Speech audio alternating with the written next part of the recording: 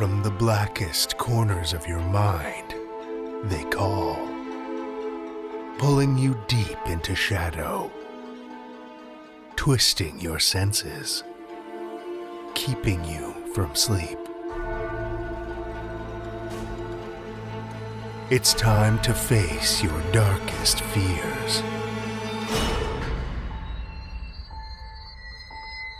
This is Tales to Terrify.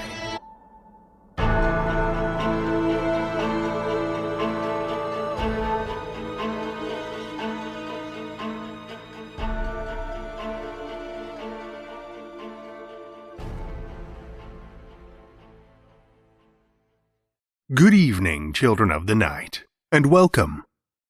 Well, it's been another crazy week. I don't know about you, but I keep feeling like life should be simpler, that I should have more of a lack of stuff to do while stuck at home. But I find the days always end up full, even if I can't always account for what I've done, or if I've even really accomplished anything. This week here in my hometown of Saskatoon, finally saw the first real emergence of spring. We went from knee-high snow in the front yard last weekend to totally clear and mostly dry about midweek. As much as I enjoy working in the dungeon that is my home office and studio, being able to go outside and enjoy some sunshine sure makes a big difference. And I finally had a chance this week to spend some meaningful time outside. Set up the hammock and spent a while reading in the yard. And aside from getting my very first sunburn of the year, apparently I was not at all prepared. It was glorious. We're just about to get into yard cleanup season in this part of the world. As much as that means the dirty, back-breaking labor of raking, bagging, trimming, and tilling, I have to admit, I am looking forward to it.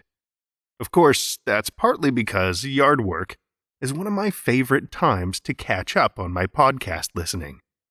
I found my library keeps getting bigger and bigger, and I haven't had the proper time to devote to diving into some of the newer ones I've added to the queue, most of which are just new to me. I think it's about time to remedy that. I hope you are managing to find some time for yourself, too. Seems more important than ever right now to be able to slow down and indulge in the little things, to fill your heart and distract your mind with a little of the good kind of horror, the fictional kind. But before we dive in case you don't follow us on social media and haven't heard, we've updated our tiers and rewards for Patreon members. We've got an amazing artist lined up to create some one-of-a-kind artwork for us that'll be available exclusively to Patreon supporters. Buttons, stickers, patches, postcards, t-shirts, you name it. We've got some incredibly cool and creepy things in the works. So why not head over to patreon.com/tales-to-terrify to have a look at the new tiers and for updates on the swag as it gets developed. And, of course, if you feel like signing up to become a patron, we would be immensely grateful. With all of the craziness going on, I know times are tight, so I want to send a special thank you to everyone who supports us over on Patreon and through PayPal. As a free-to-listen-to podcast, I can't put into words how much it means that you choose to support our work financially. Because even though we're free to listen to, it does cost money to produce each episode.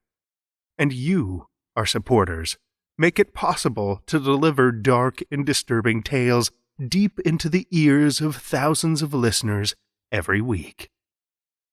I also know there are some of you whose situation has changed in the last little while here, and you're no longer able to contribute. That is totally understandable. We appreciate all you've given and hope you continue to enjoy the show. This week, I'd like to give a special shout-out to O.D. Hegre, who's been a tremendous supporter over on Patreon, and also an author we've featured on the show several times, most recently with the story Immersion Art, back in episode 381. If you haven't listened to his work, I'll put some links in the show notes so you can make sure you do. I'd also like to give a shout out to another patron, Patrick Gray. Thank you for listening to the show, for your support, and for making the plunge and updating your sponsorship. You are helping to spread the darkness, and for that, we can't thank you enough. Speaking of darkness, I think it's time we cast a few shadows. Our episode this week is another long one, this time from fellow Canadian Dan Allen. Dan enjoys spending time off the grid in Northern Ontario. His story, Above the Ceiling, originally published in Home Sweet Home by Millhaven Press, September 2018, is featured in Bards and Sages 2019 anthology of the year's best speculative fiction. His most popular publication to date, The Symphony of Zingara, can be found in the March 2019 edition of Pair Abnormal magazine. He is thrilled that The Basement has been chosen by Jeannie Rector to appear in the upcoming horror zine's Book of Ghost Stories. Also, later this year, watch for Where Only the Mosquitoes Sing, Monsters We Forget, Munchers, Halloween Party 2019, Footprints, Through Death's Door, Become the Beast, Eerie Tales, and Cornstalker, Fear of Clowns.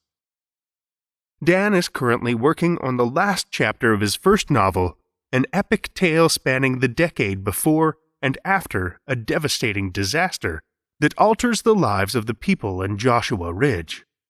It's a nostalgic tale of young love and heartbreak, loaded with both real and supernatural horrors. You can visit Dan at danallenhorror.com and follow him on Facebook and Twitter as @DanAllenHorror. Or if you feel like getting in touch directly, you can write him at contact@danallenhorror.com. Children of the Night, join me for Dan Allen's Finkler, a Tales to Terrify original.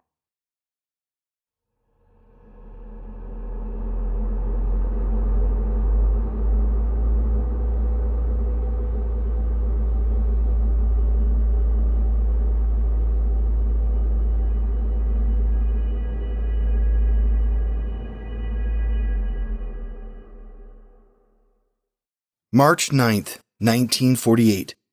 Birmingham Lunatic Asylum, Cartersville, Georgia. Operating room. Seldom appreciated for his efforts and never recognized for his achievements, he attacks each new case with a passion best described as frenzied. This afternoon, he is in the operating room performing his third surgery of the day. "I have some movement here. Please tighten the head harness."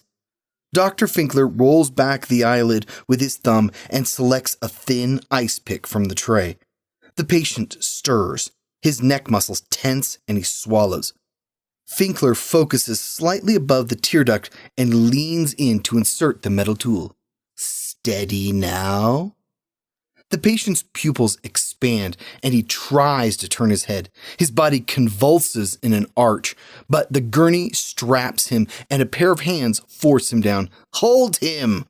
Finkler grabs a mallet and taps the ice pick into the eye socket. He relishes achieving critical depth.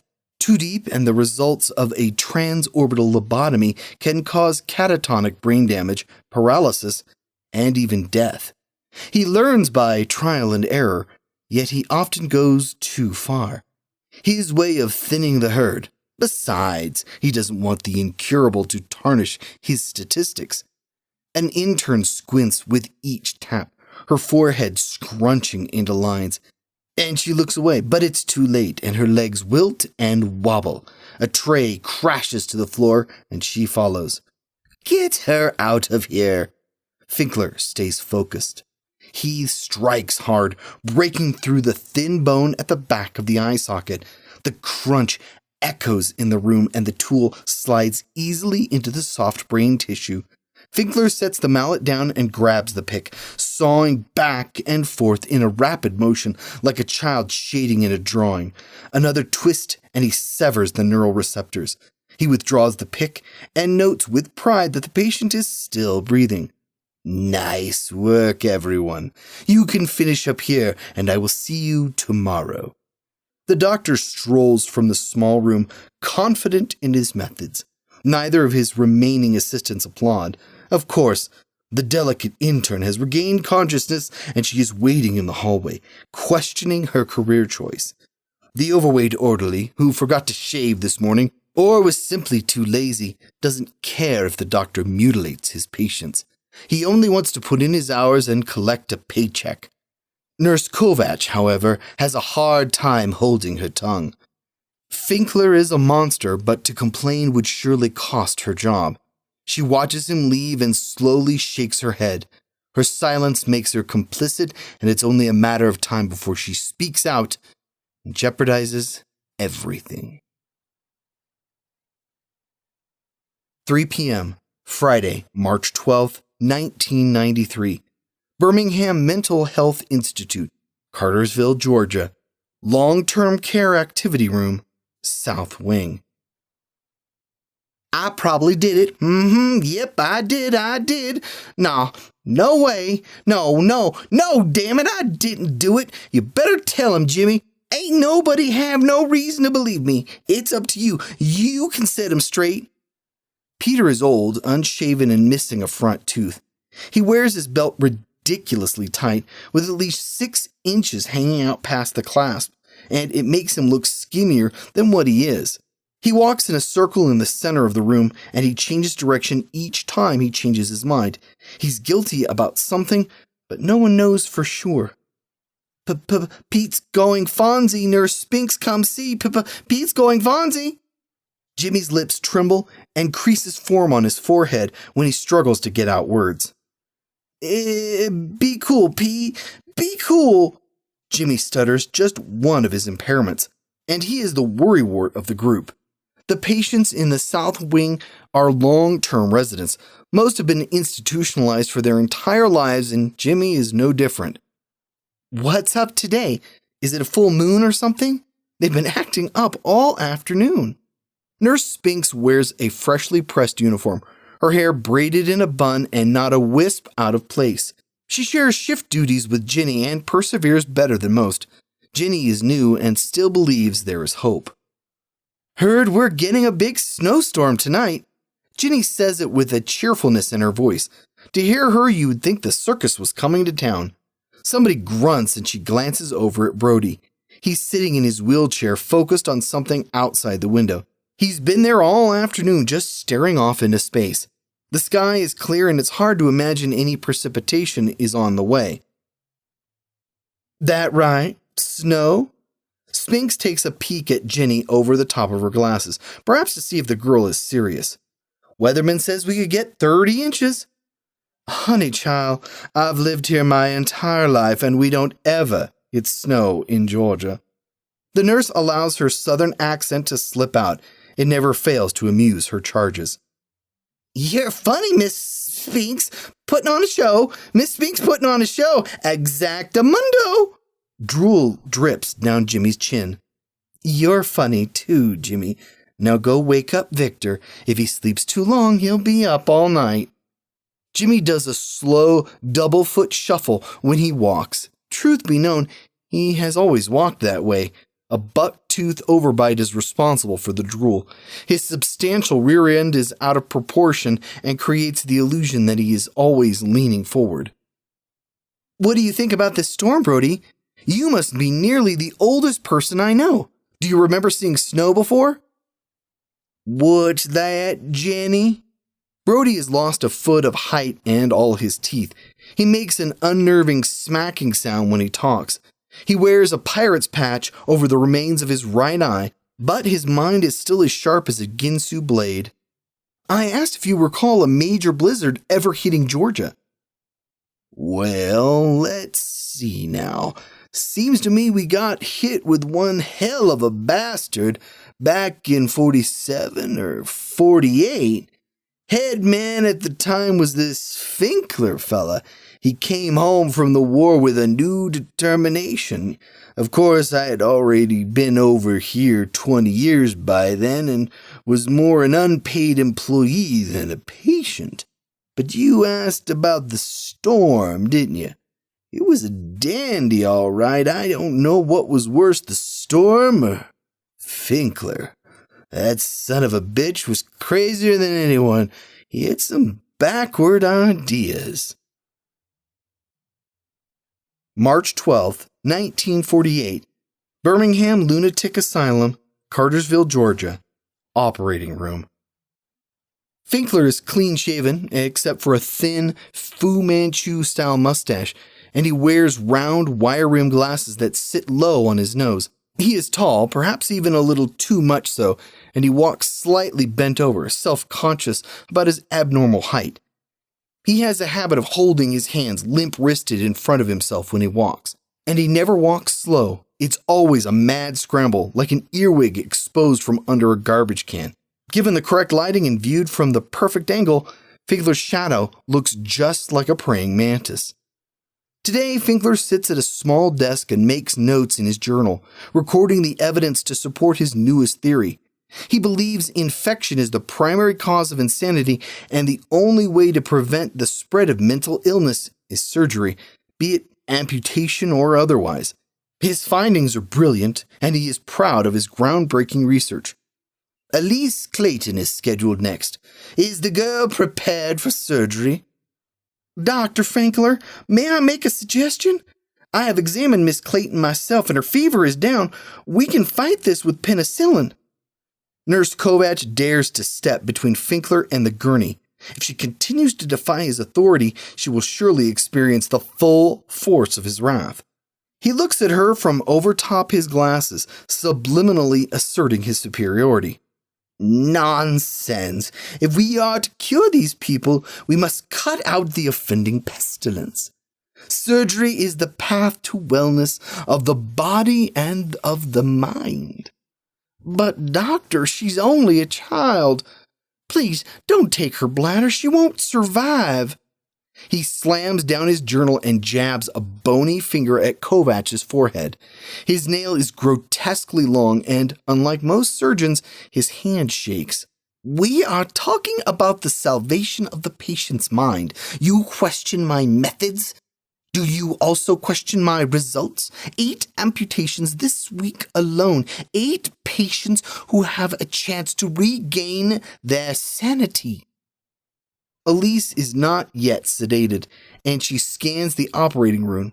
The pale gray walls and low lighting match her mood. She hasn't spoken, focusing only on the words of Dr. Finkler, and as she digests his intentions, her lower jaw quivers. Please, don't cut me, please. Her voice is softer than a coo of a dove and barely audible.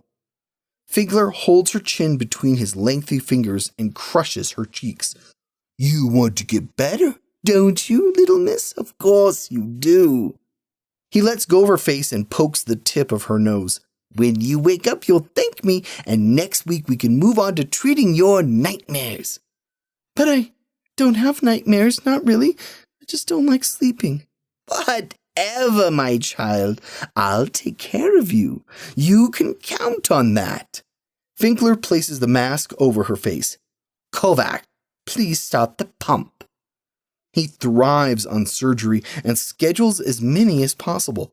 Operations to prevent the spread of insanity and lobotomies to cure those he judges hopelessly insane. Finkler chooses a scalpel, changes his mind, picks up a larger one, and sweeps over her abdomen. A thin red line zippers open, separates, and expands. The cut is sufficient to ensure a swift evisceration. The girl dies within minutes. Finkler doesn't have the skills, nor does the asylum have the equipment needed to save her. Later, he records her name in his journal and a comment that she was incurable. His track record remains perfect. 6 p.m., Friday, March 12th, 1993. Birmingham Mental Health Institute, Cartersville, Georgia. Long-term care activity room, South Wing. The sky has darkened 2 hours prematurely, and raindrops play like a snare drum on the windows. Brody tilts his head to the side and closes his good eye. What's wrong? Asked Jenny. I can't hear the children. Oh, Brody, we don't have children at this facility. You know that. Yeah, I reckon that's right. They're all gone now, but we had lots of them back in 48. The cribs on the third floor were full up night of the storm. For the life of me, I don't know why Finkler put them in those boxes. Sure, they called them cribs, but it's not like they had mattresses and pillows. They were just a bunch of cages made from wooden crates and scrap lumber. One thing is certain, they scared the shit out of the little ones. You could hear them raging and howling way down here on the first floor. Kids are sensitive, you know. Looking back on it, I figure they might have sensed something bad was about to happen. Jenny squeezes her eyes closed and covers her ears. Her imagination allows a haunting echo of screaming little voices. I think I hear them, Brody. So many tormented souls. It's absolutely crazy what they did here. Crazy! Jenny said a bad word. Cuckoo bananas, that's right. Cuckoo bananas. Bad man's going to get Nurse Jenny. Put you down in the tunnels. Nobody comes back. No whammies. Too bad. So sad. Jimmy blinks between each word when he talks. Oh, simmer down, Jimmy. The bad men are long gone. The wind picks up and the rain comes down hard and horizontal. The old building creaks and moans as if protesting the foul weather. Bad man gone, yes sirree. Nurse Jenny says a bad man gone now, but snowman coming back tonight. Jimmy hobbles over to the young nurse and hugs her. Joni loves Chachi. What are you saying, Jim? I don't think I know that one. His eyes blink repetitively, and he stammers, stuck to get even a single word out. Jimmy loves Jenny. He finally blurts out and then relaxes, relieved to have found his voice. Oh, Jimmy, what would I ever do without you? And she hugs him again. Don't tell anyone, but I love you too, she whispers, making sure no one else hears. March 12th, 1948. Birmingham Lunatic Asylum, Cartersville, Georgia. Infirmary. Finkler has a chip on his shoulder.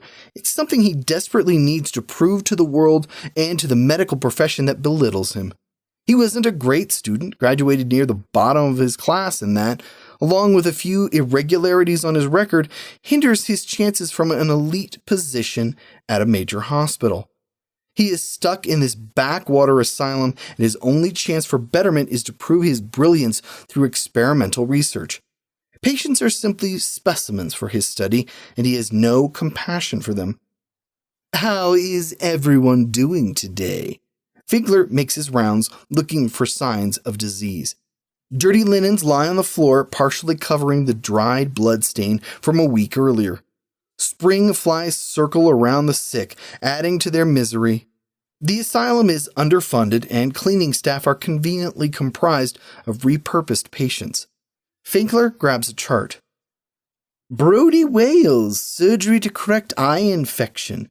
He pauses to read the clipboard and flips the pages over as if he missed something. Well, we have good news, Brody. Your bandages can come off tomorrow. Let's hope there are no further flare-ups. We wouldn't have much need for a blind hole digger now, would we? Brody keeps quiet.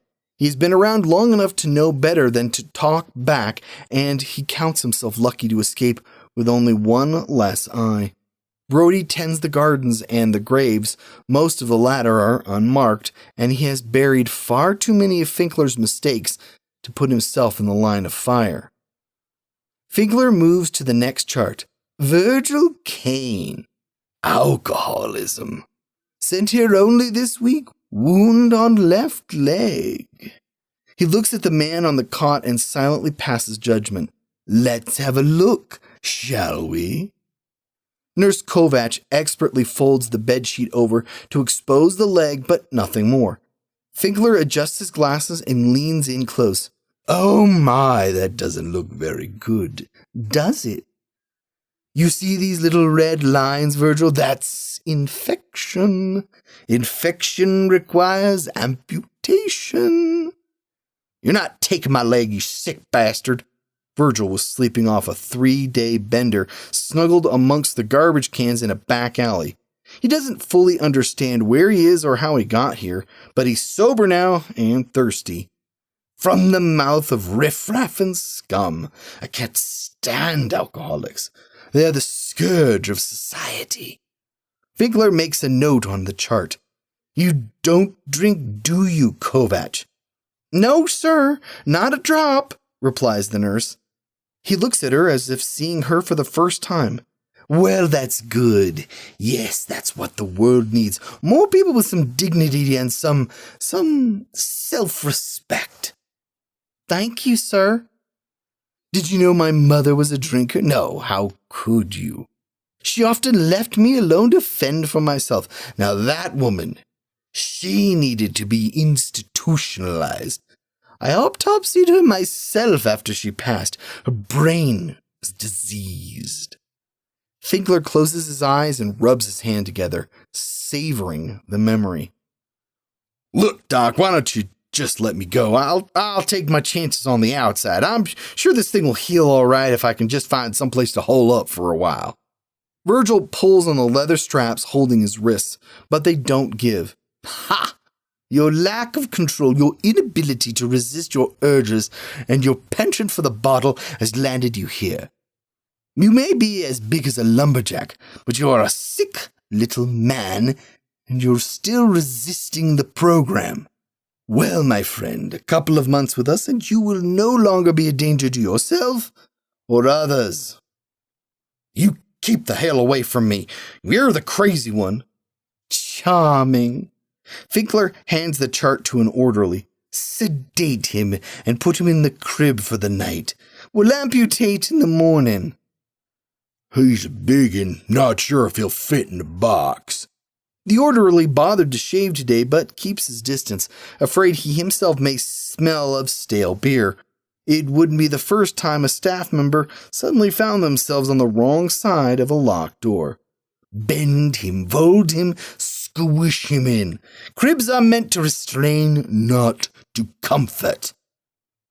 Finkler heads for the door. Behind him, Virgil spits and the projectile falls far short of its target. And find a gag for that animal. We don't want him biting anybody. Friday, March 12th, 1993. Birmingham Mental Health Institute, Cartersville, Georgia. Long-Term Care Activity Room, South Wing. The original asylum is now called the Mental Health Institute, and the main building is over 100 years old. The high ceiling, tall windows, and lack of air conditioning makes the place unbearably hot in the summer. The rest of the year it's damp and drafty. Today it's just plain cold and the chill is agitating Victor. Victor was born simple and his mother cared for him as best she could until the fever took her when he was still a boy. Folks were afraid of him, thought he was possessed because of his odd behavior, and his mother's own church signed him in. They honestly believed he was a demon because he was incapable of making eye contact. Victor's remaining hair covers his head in a patchwork of white stubble. His skin is thin enough to see his blue veins, and in all his years, he has only been outside a handful of times. His hands squeeze together, left on top of right. Then he switches again, and all the while he rocks back and forth to a steady rhythm only he can hear. His mouth stays open in a bizarre smile, and his teeth stay clenched. Victor may well need psychiatric help now, but it's only because he's been here for the last 50 years. Peter paces the room, mumbling his confession and retracting it. He can't sit still, always moving, always talking.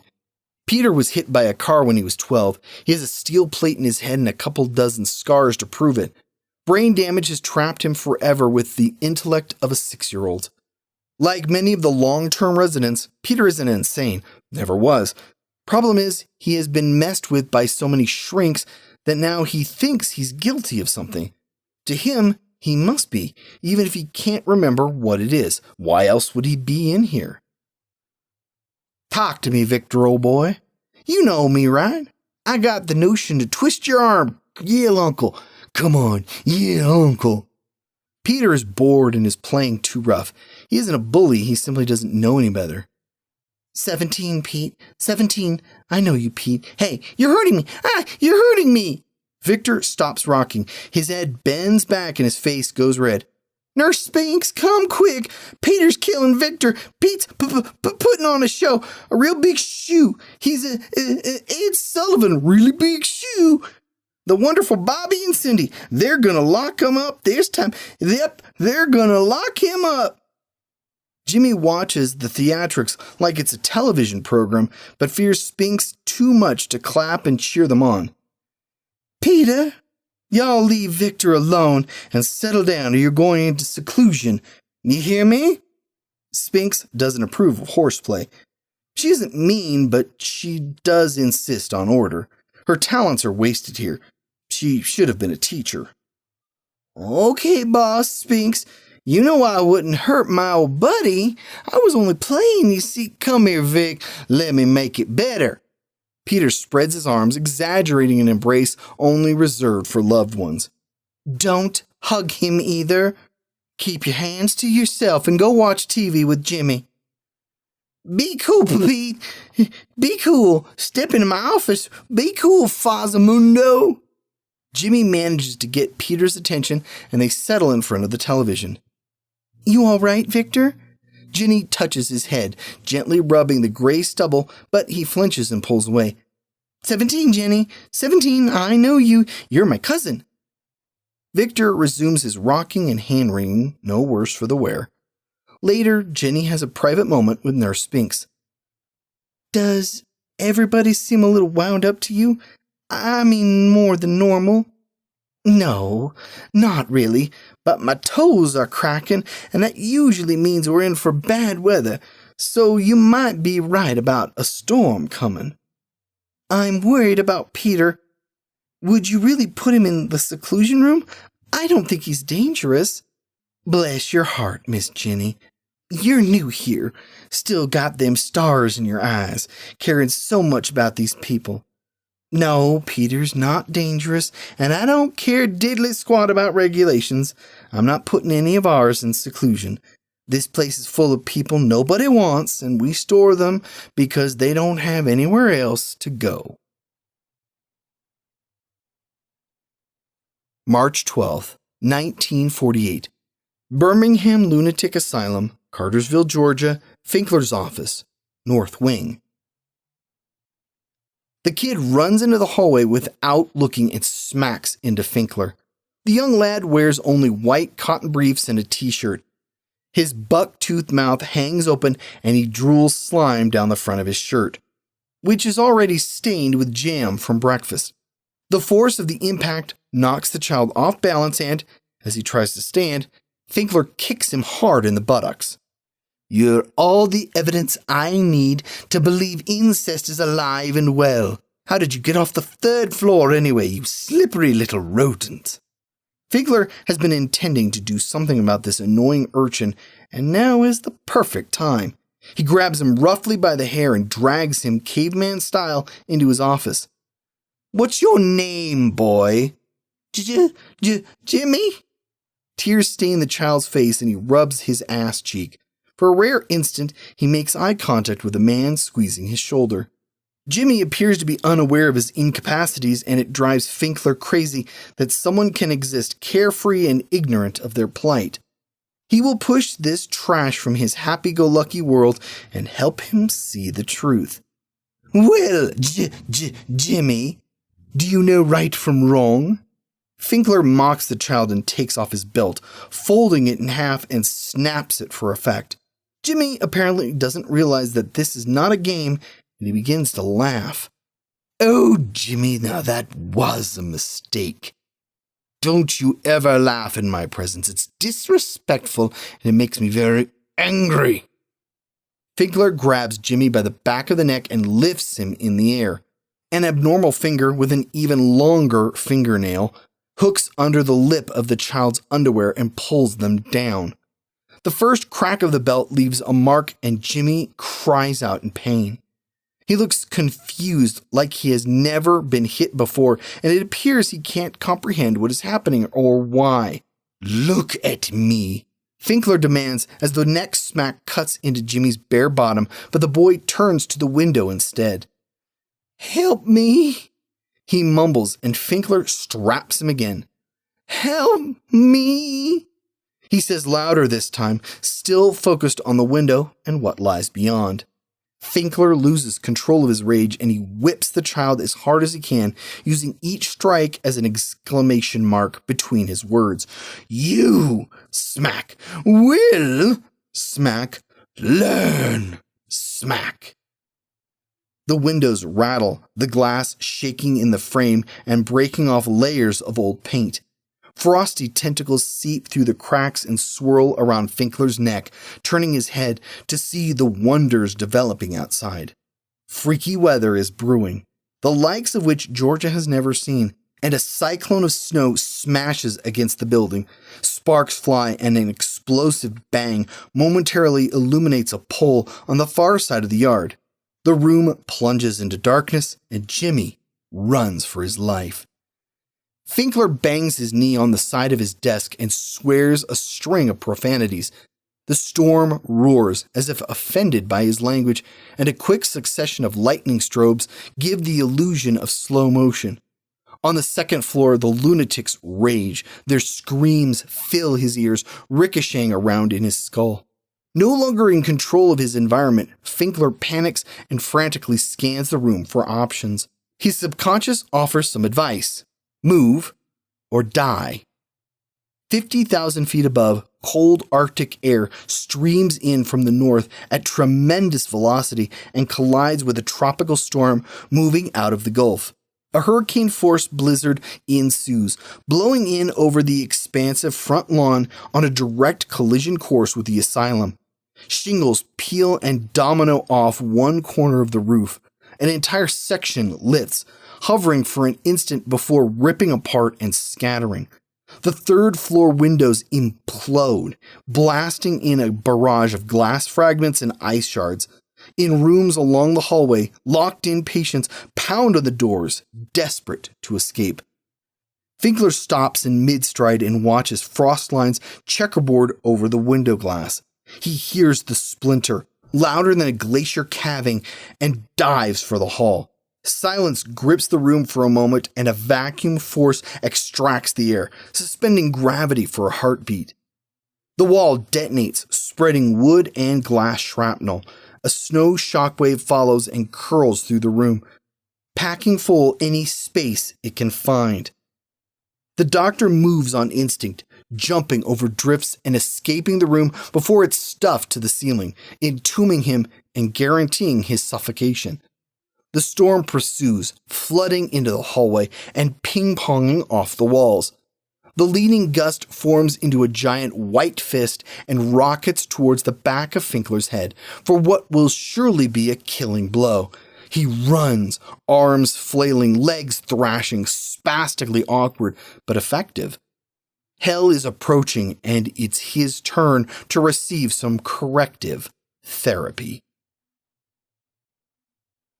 Friday, March 12th, 1993. Birmingham Mental Health Institute, Cartersville, Georgia, Long Care Activity Room, South Wing. The lights flicker and snap off. Fluorescent tubes hum and glow a dim yellow before coming back on.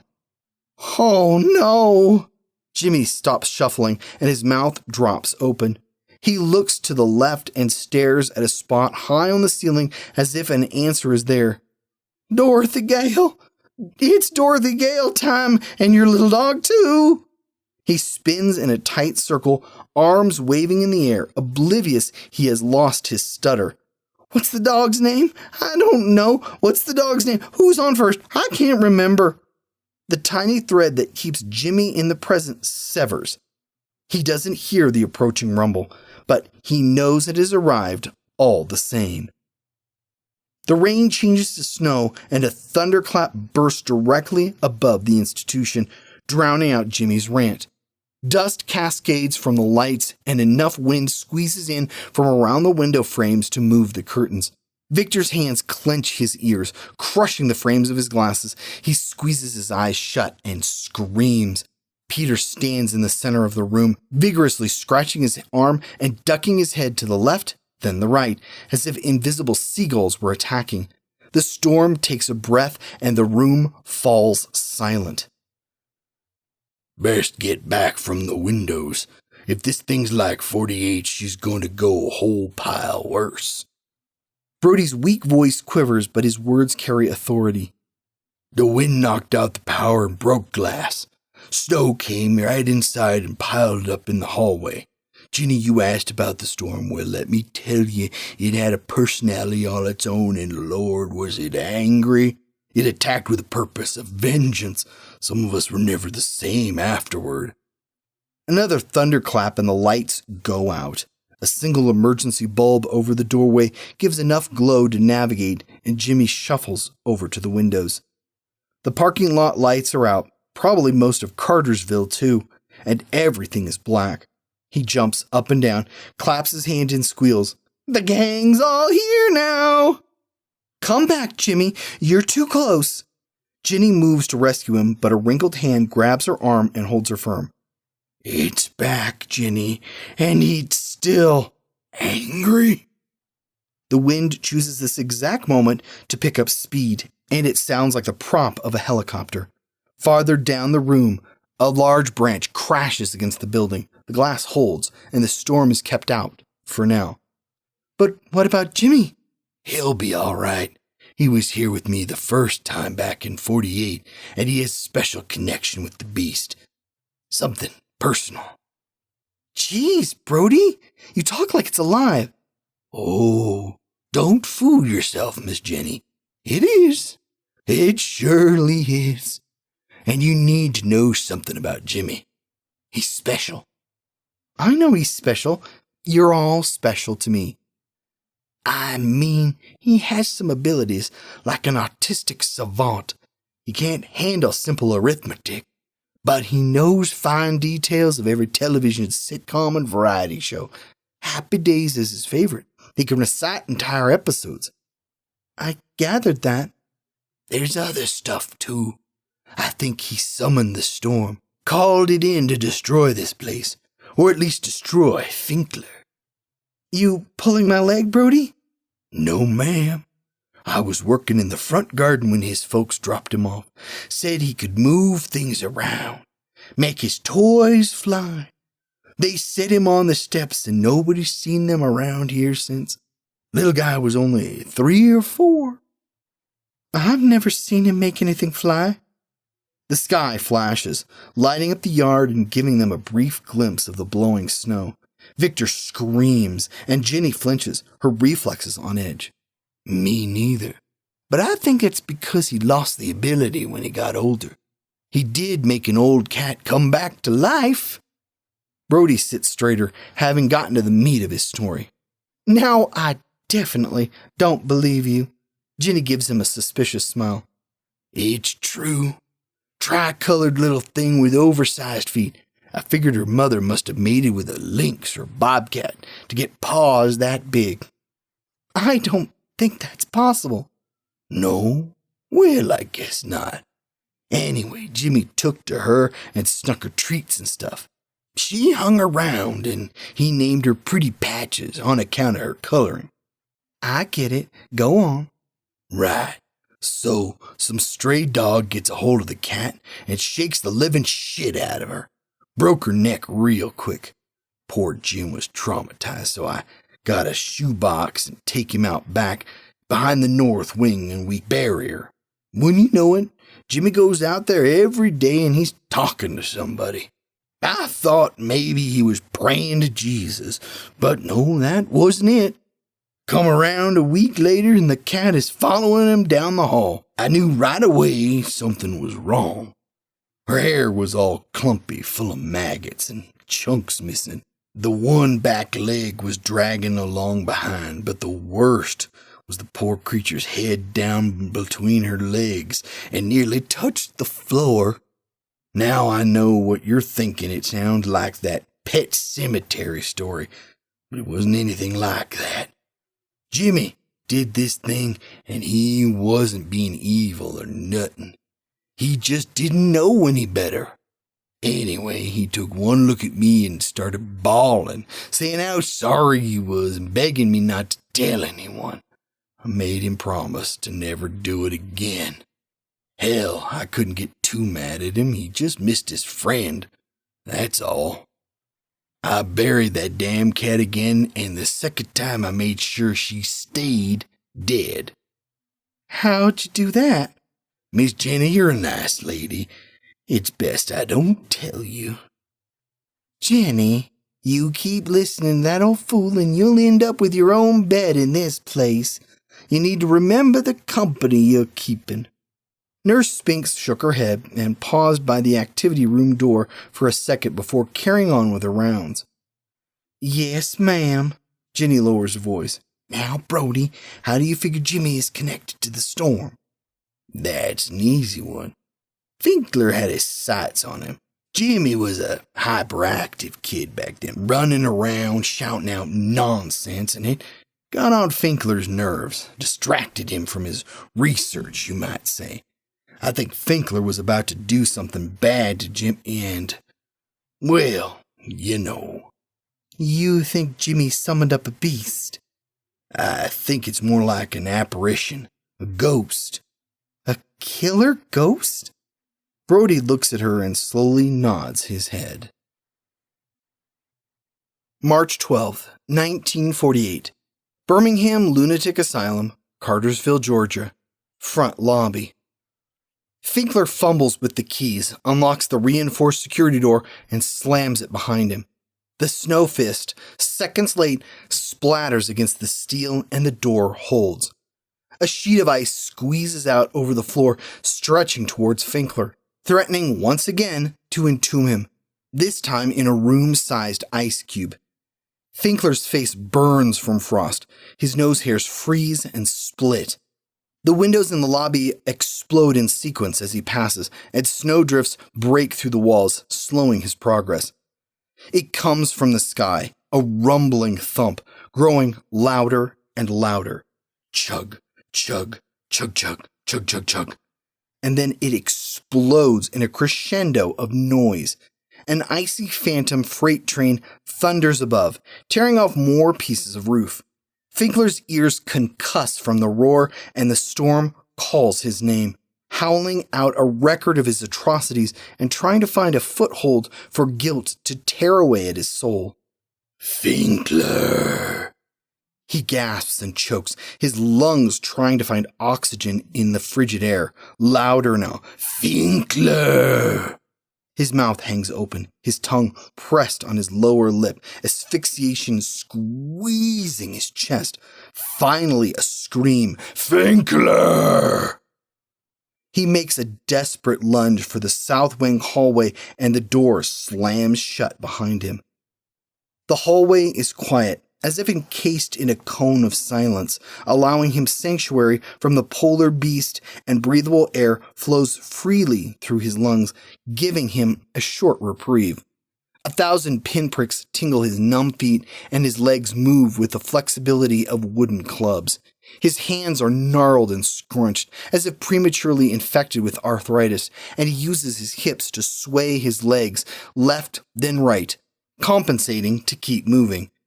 Crystals tinkle behind him. Hundreds of ice teeth burst out of the vents and swarm over the floor. More sinister than the plastic chattering toy, and without the wind-up key, these have elongated jaws and sharp ice fangs. They bounce and jiggle along the floor, clicking and snapping. Hundreds, growing to thousands, tumbling over each other, forming a rolling tsunami.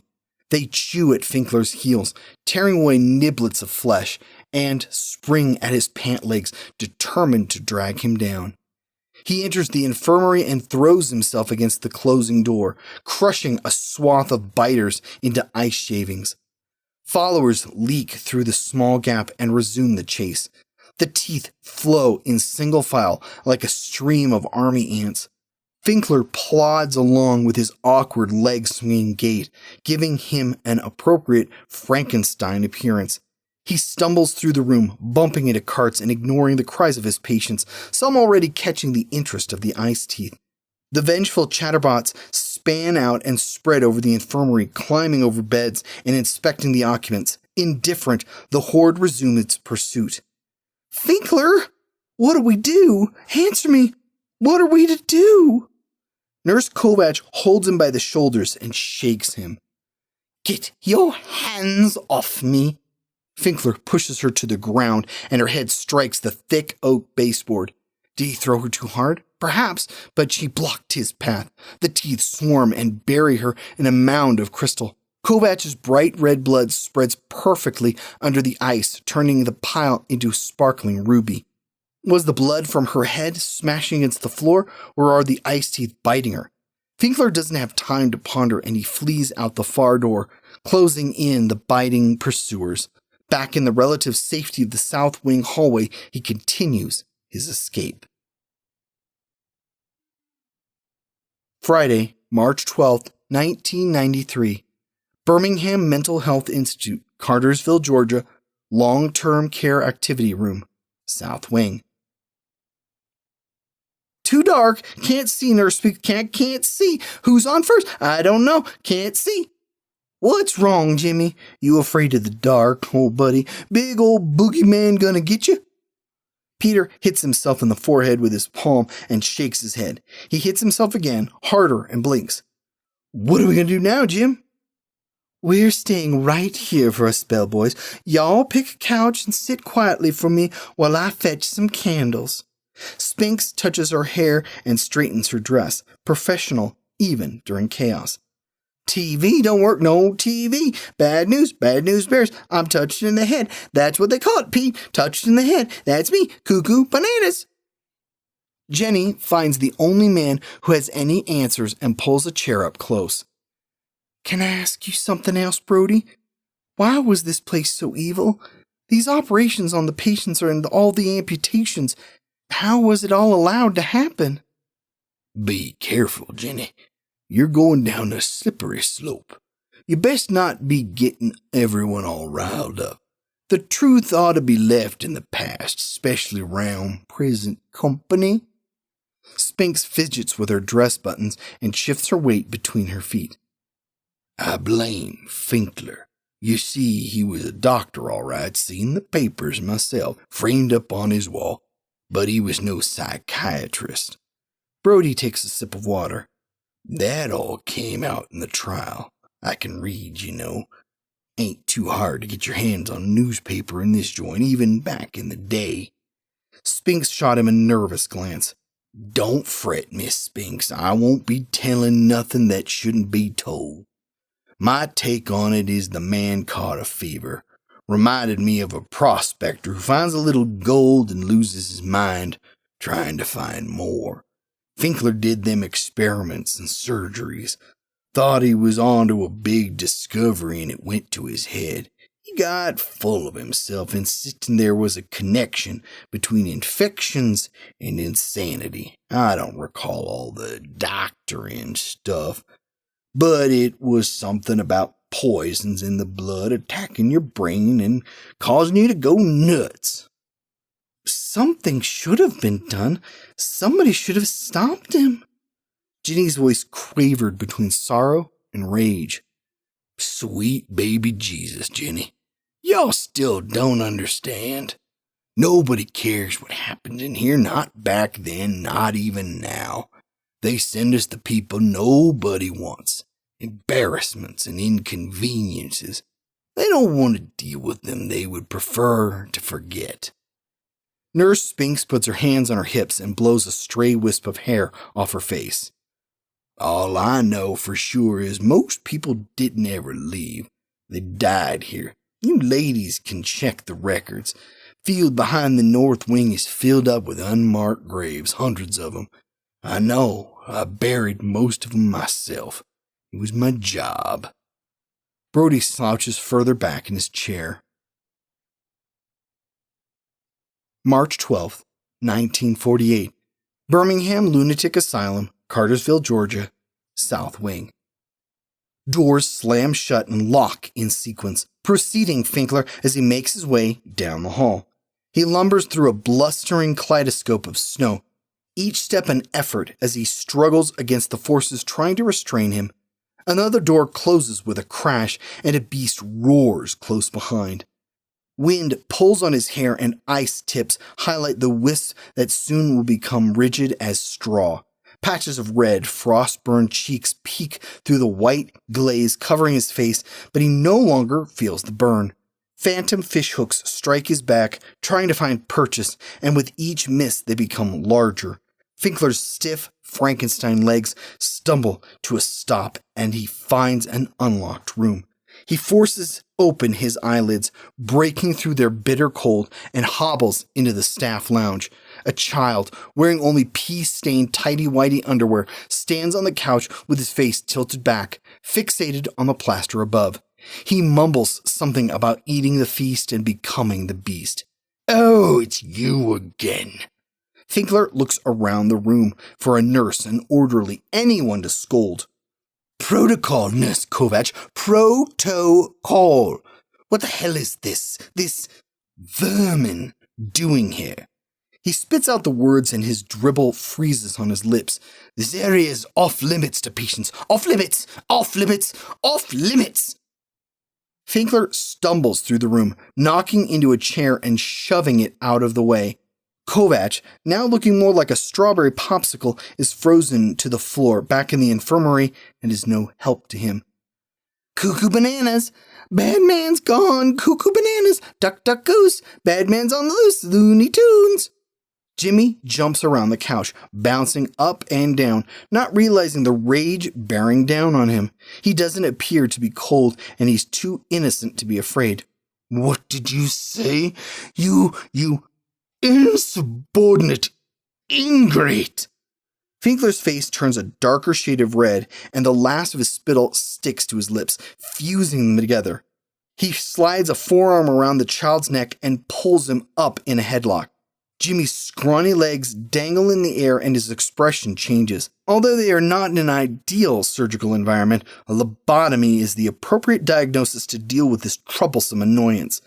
Finkler grabs a pencil and tries to line up an orbital strike, but Jimmy squeezes his eyes shut, unknowingly buying a few precious seconds.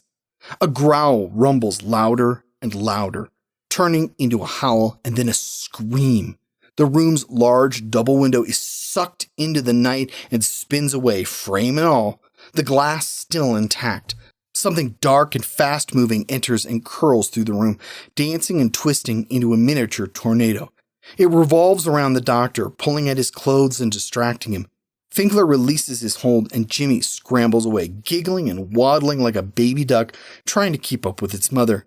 Finkler swats the spinning pest and the wind wraps around his arm, throwing him into the wall. His head snaps back and he slides to the floor. Friday, March 12th, 1993.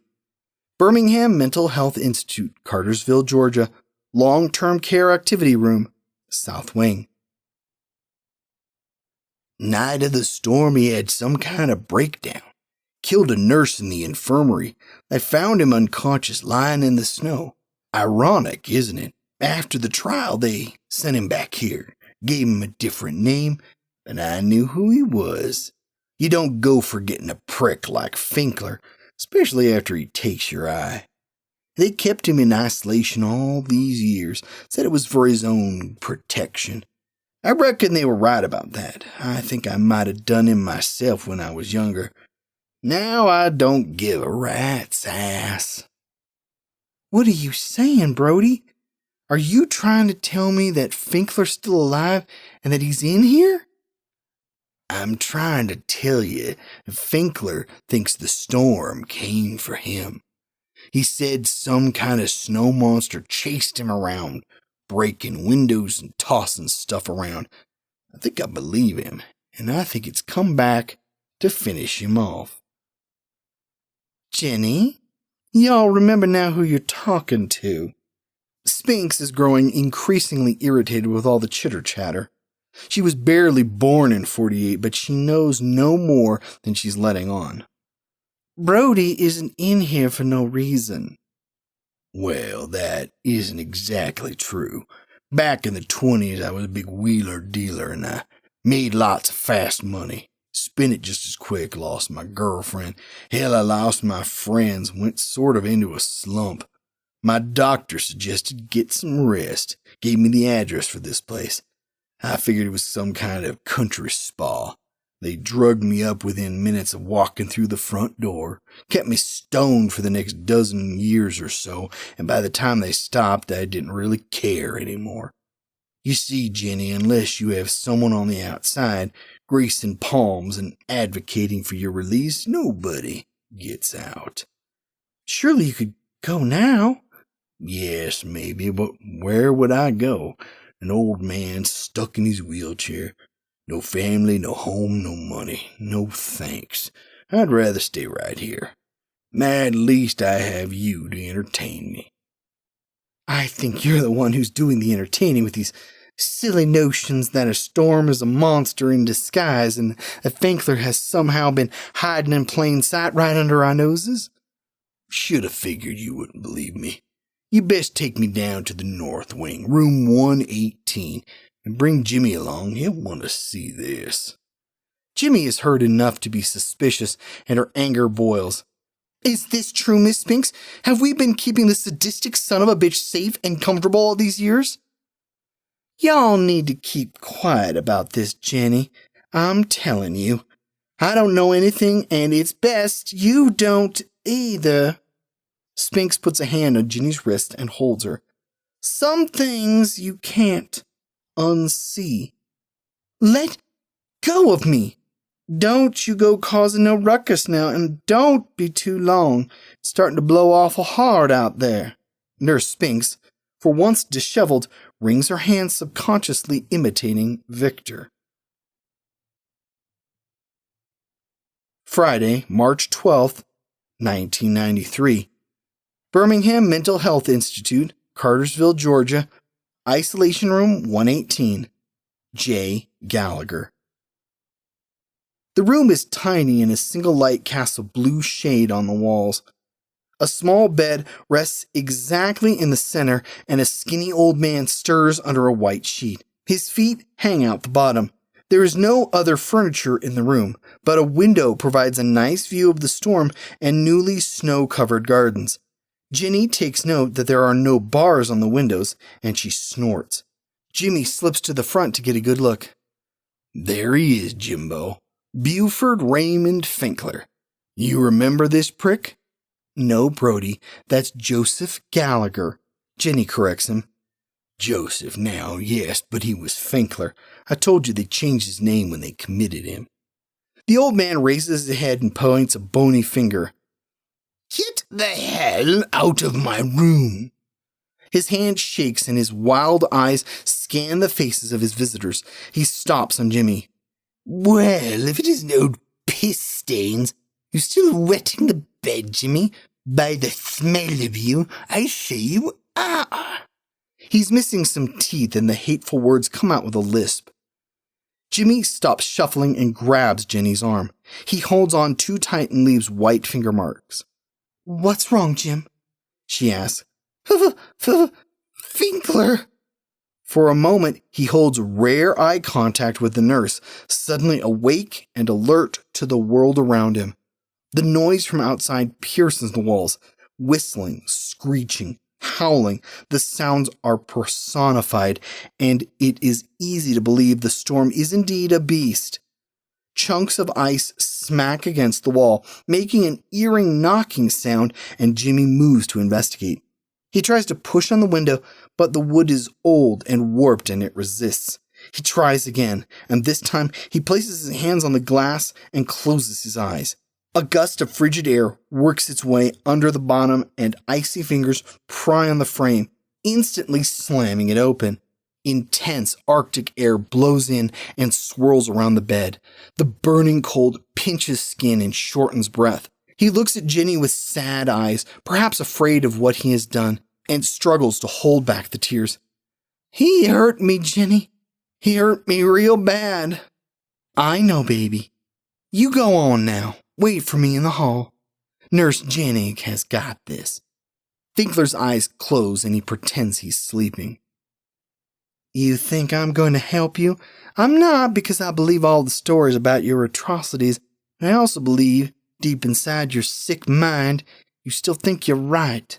I bet you're even proud of yourself. His mouth opens wide and he grunts. An ice cord spins around his neck and he's unable to form a word. Ginny smiles and slowly makes her way towards the door. The wind roars through the window and snow forms a vortex. Ginny needs to shout now to be heard. You got away with this because no one cares. Well, I care, Mr. Finkler. I may be young and I may be naive, but I can't stand by while monsters like you are allowed to survive, even if it's only for the difference of a few days. Finkler's gaze follows her as she paces around his bed and his eyes widen. The confused, half-asleep stare is gone, and he must realize the danger he is in. He strains to sit up and he tries to scratch her before she is out of range. The noose around his neck tightens, and a gust of snow forms into a heavy chain that quickly binds the old man to his mattress. His face is already blue, and frost is growing on his cheeks. Finkler, you bastard. I have no idea how you managed to open that window, but you best close it soon. Ginny pulls the door shut and leads Jimmy back to his room. She holds his hand to comfort the little boy trapped inside.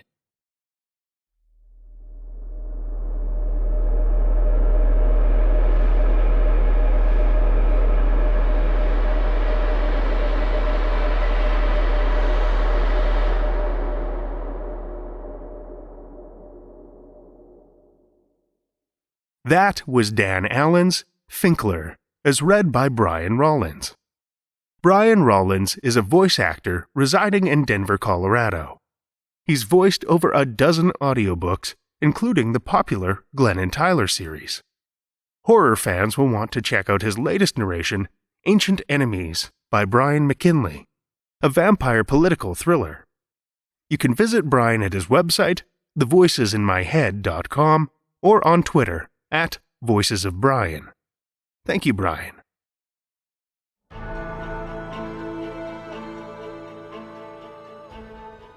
Well, children of the night, the hour is late, and we've run out of tales to tell. For now. Become a Patreon supporter, and you'll have access to ad-free episodes, bonus content, and all kinds of creepy goodies. Visit patreon.com/Tales to Terrify to sign up. Or if PayPal's more your style, you can still support us via the link near the bottom of our homepage at talestoterrify.com. And if you have a minute, we would so appreciate if you'd head over to Apple Podcasts, Spotify, Stitcher, or wherever you listen to podcasts, and leave us a rating or a review. Reviews and ratings are huge to a volunteer-run podcast like ours. They help us expose more listeners, to our dark influence. Tales to Terrify is produced by Seth Williams, Pete Morcellino, Meredith Morgenstern, Julia Zellman, and myself, Drew Sebastini, with original theme by Nebulous Entertainment. Tales to Terrify is distributed under a Creative Commons Attribution, Non-Commercial, No Derivatives license. Join us again next week as we follow the trailing darkness in search of more Tales to Terrify.